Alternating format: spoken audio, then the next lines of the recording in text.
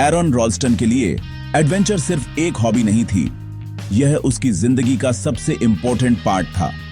उसे wild, solitude और nature की सबसे रॉ जगहों की चैलेंज पसंद थी। उसने कोलोराडो की सबसे ऊंची चोटियों को स्केल किया था, अक्सर अकेले, एज पर थ्राइविंग, जहां ज्यादातर लोग वापस मुड़ जाते। 2003 के एक स्प्रिंग वीकेंड पर एरॉन यूटा के ब्लू जॉन कैनियन के लिए निकला, एक और रूटीन सोलो ट्रैक की उम्मीद में। उसने हल्का सामान पैक किया, एक माउंटेन बाइक, क्लाइंबिंग गियर, थोड़ा पानी, कुछ स्नैक्स। डिजर्ट उसे बुला रहा था, आजादी और खूबसूरती का वादा कर रहा था। वह कुछ हाइकर्स से मिला, हंसा, लेकिन जल्द ही अकेले कैनियन में और गहराई तक चला गया, आइसोलेशन के थ्रिल से खिंचा हुआ। साइलेंस, वास्टनेस और किसी एंशिएंट चीज का एक छोटा सा हिस्सा होने का एहसास, यह उसका पैराडाइज था।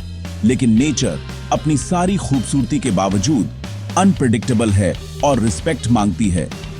एरन यह लेसन सबसे मुश्किल तरीके से सीखने वाला था।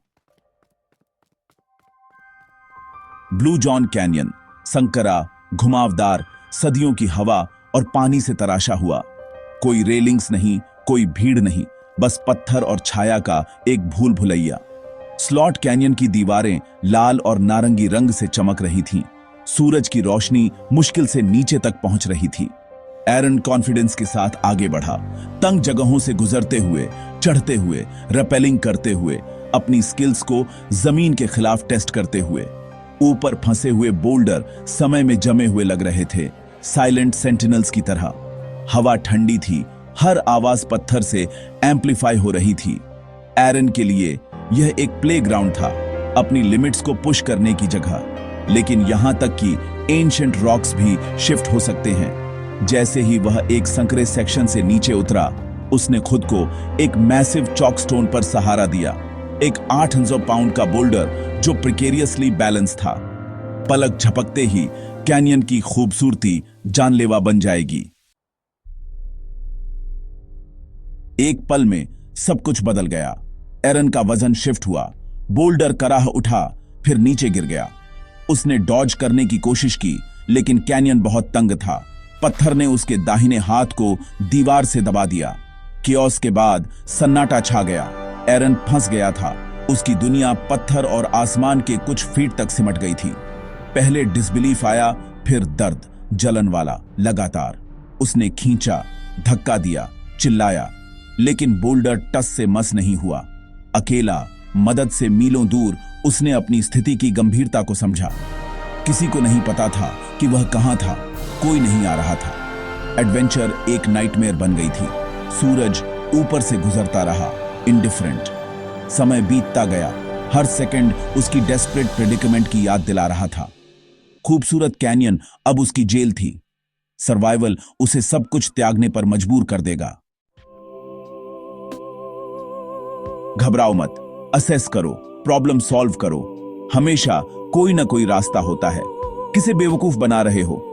किसी को नहीं पता तुम यहां हो, तुम खत्म हो। बिजी रहो, पत्थर को तोड़ो, पानी रेशन करो, लड़ते रहो। तुम एनर्जी बर्बाद कर रहे हो। तुम्हें ठंड लग रही है, प्यास लगी है, यह होपलेस है। हर उस पहाड़ को याद करो जो तुमने चढ़ा है। तब तुमने हार नहीं मानी थी, अब भी हार मत मानो। एरॉन ने अपनी डल नाइफ से पत्थर को तोड़ा, लेकिन प्रोग्रेस दर्दनाक रूप से धीमी थी। जैसे जैसे दिन बीतते गए, प्यास और भूख उसे सताने लगी। शक की आवाज और तेज होती गई। तुम बस खुद को थका रहे हो, शायद छोड़ देना बेहतर है। जब तक तुम सांस ले रहे हो, तुम लड़ रहे हो। असली लड़ाई अंदर थी, होप बनाम डिस्पेयर। हर मिनट इच्छा शक्ति का टेस्ट। दिन एक साथ घुल मिल गए। सूरज ने समय बताया, लेकिन एरन की दुनिया दर्द और सर्वाइवल तक सिमट गई। उसका हाथ धड़क रहा था, उसका शरीर कमजोर पड़ गया था। रातें ठंडी थीं, दिन झुलसाने वाले। पानी और खाना खत्म हो गया। डेस्परेट होकर वह जिंदा रहने के लिए अपना यूरिन पीने लगा। भूख ने उसे खोखला कर दिया। डिहाइड्रेशन ने हर हरकत को टॉर्चर बना दिया। अकेलापन उसे दबा रहा था। उसने परिवार के बारे में सोचा। अफसोस हुआ कि उसने किसी को अपनी प्लान्स के बारे में नहीं बताया था। हेलुसिनेशंस आने लगे, एक ऐसे बच्चे के विजन्स जो उसके पास नहीं था। दोस्त कंफर्ट दे रहे थे, उसने अपने कैमरे पर मैसेजेस रिकॉर्ड किए, अलविदा कहते हुए, होप से चिपके हुए। हर कन्फेशन एक लाइफलाइन थी, सेन रहने का एक तरीका। उसने मौत का सामना किया, लेकिन उसकी स्पिरिट टूटने से इनकार कर गई। एरॉन अभी भी एक मिरेकल की तलाश में था। 5वें दिन तक एरॉन कमजोर पड़ रहा था, डिहाइड्रेटेड, भूखा, कभी होश में, कभी बेहोश। एस्केप की हर कोशिश नाकाम रही थी। बोल्डर इमूवेबल था, लेकिन फिर क्लैरिटी आई। अगर वह रॉक को नहीं हिला सकता तो उसे खुद को हिलाना होगा। एम्प्यूटेशन, एक विचार जो इतना भयानक था कि उस पर विचार भी नहीं किया जा सकता था अब तक। एक फ्यूचर सन का विजन ने उसे दर्द से परे एक मकसद दिया। उसका हाथ मर चुका था, सर्कुलेशन खत्म हो गई थी। बाहर निकलने का एक ही रास्ता था कि उसे वहीं छोड़ दिया जाए। उसे एहसास हुआ कि वह अपनी फोरआर्म बोन्स तोड़ सकता है, फिर अपनी डल नाइफ से फ्लैश को काट सकता है। प्लान ब्रूटल था, लेकिन यह एक प्लान था। कई दिनों में पहली बार उसे आजादी का रास्ता दिखा। डिसीजन ले लिया गया था। वह पल आ गया। अब कोई बहस नहीं, सिर्फ एक्शन। मैंने अपनी बांह को मजबूती से पकड़ा, अपनी पूरी ताकत जुटाई और पहली हड्डी तोड़ दी। दर्द अंधा कर देने वाला था, लेकिन मैं चलता रहा, दूसरी हड्डी तोड़ते हुए। उसने अपनी डल नाइफ निकाली, स्किन, मसल, टेंडन्स, नर्व्स को काटते हुए। हर कट एग्नी था, लेकिन उसने सर्वाइवल पर ध्यान केंद्रित किया। अपने फ्यूचर सन का विजन उसे आगे बढ़ा रहा था। लगभग 1 घंटे के बाद एक आखिरी कट के साथ वह आजाद हो गया। उसने अपने वाटर पैक ट्यूबिंग से टूर्निकेट बनाया ताकि ब्लीडिंग धीमी हो सके। कमजोर, खून बहता हुआ, लेकिन जिंदा। उसने वह कर दिखाया था जिसकी कल्पना भी नहीं की जा सकती थी। अब उसे बाहर निकलना था।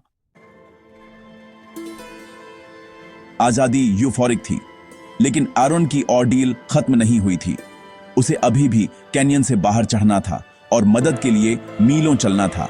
एक हाथ से खून बहता हुआ, कोलैप्स होने के करीब। वह एक 65 फुट की चट्टान से रपेल्ड किया, फिर डेजर्ट में ठोकर खाता हुआ चला, शेयर विल से प्रेरित। हर कदम एगनी था, लेकिन वह आगे बढ़ता रहा, रेस्क्यू से ठीक पहले मरने के विचार से हॉन्टेड। फिर उसने एक परिवार को देखा, असली, हेलुसिनेशन नहीं। मदद करो, मुझे मदद चाहिए। परिवार उसके पास दौड़ा, पानी दिया, रेस्क्यू के लिए बुलाया और उसके पास रुका। जल्द ही एक हेलीकॉप्टर आया।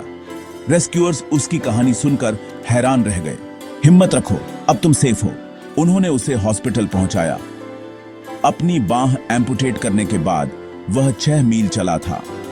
जैसे ही हेलीकॉप्टर ऊपर उठा, एरॉन ने उस कैनियन को नीचे देखा जिसने उसे लगभग निगल लिया था। सभी मुश्किलों के बावजूद वह बच गया था। एरन रॉल्स्टन की कहानी उसके रेस्क्यू के साथ खत्म नहीं हुई, यह लेजेंड बन गई। उसकी ऑर्डील ने लाखों लोगों को प्रेरित किया, ह्यूमन रेजिलियंस और जीने की इच्छा का एक टेस्टमेंट। उसने एक बेस्ट सेलिंग किताब लिखी, एक ऑस्कार नॉमिनेटेड फिल्म को प्रेरित किया और एक मोटिवेशनल स्पीकर बन गया। एरॉन का मैसेज, हार मत मानो, हमेशा कुछ न कुछ होता है जो तुम कर सकते हो।